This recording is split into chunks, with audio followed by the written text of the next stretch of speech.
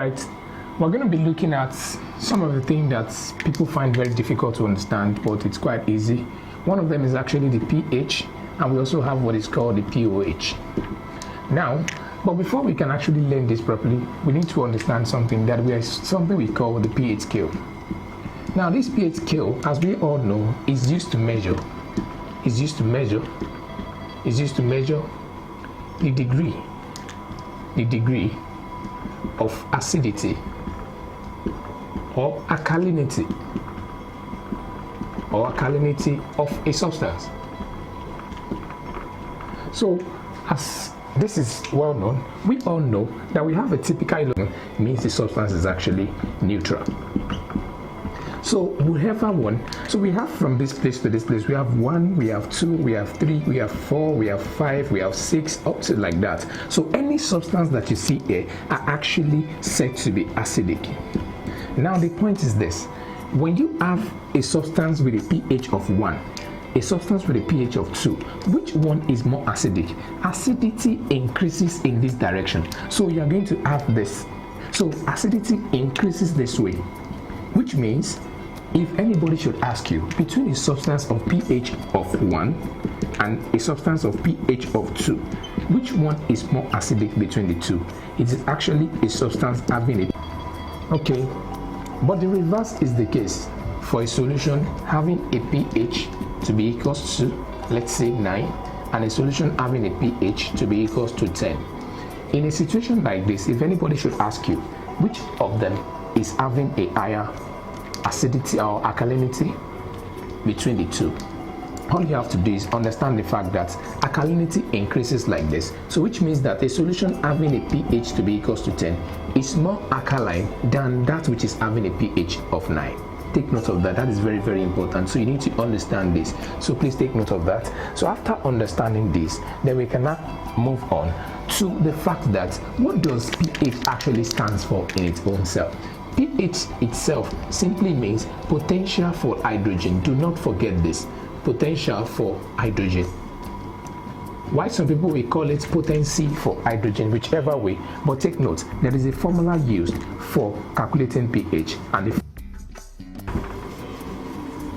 the formula used for calculating the pH of a substance. You should just pay close attention. Now, the formula for calculating pH is negative logarithm of hydrogen ion concentration to base 10. So take note of this, and do not forget, this bracket that you see here like this simply means concentration. Please do pay close attention to that. So you can be given any kind of question and you'll be expected to use this formula to calculate it. Meanwhile, POH itself actually means negative logarithm of hydrogen ion concentration to the base 10.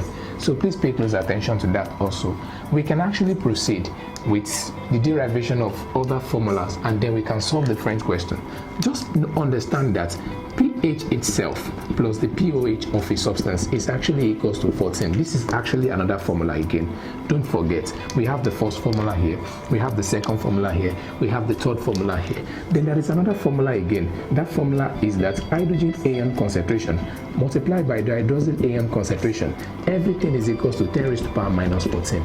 In fact, I once told my students that it is possible for you to derive this equation using this particular formula that you have here. How is that possible? We can actually take the logarithm of both sides. If you take the logarithm of this, when you do this, you take the logarithm to base 10 of both sides.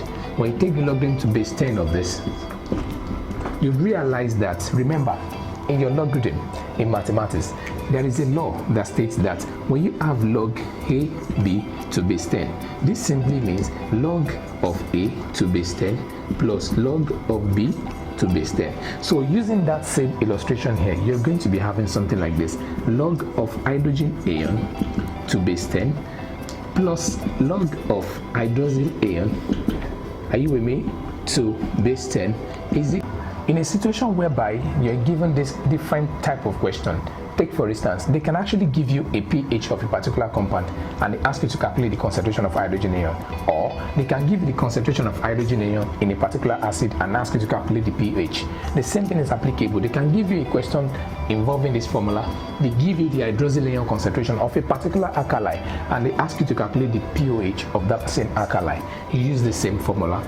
Then you can be given the concentration of hydrogen ion in a compound, and you'll be asked to calculate the concentration of hydroxyl ion in that same compound. We are going to solve different kind of examples in the next class. Please watch out. Thank you very much.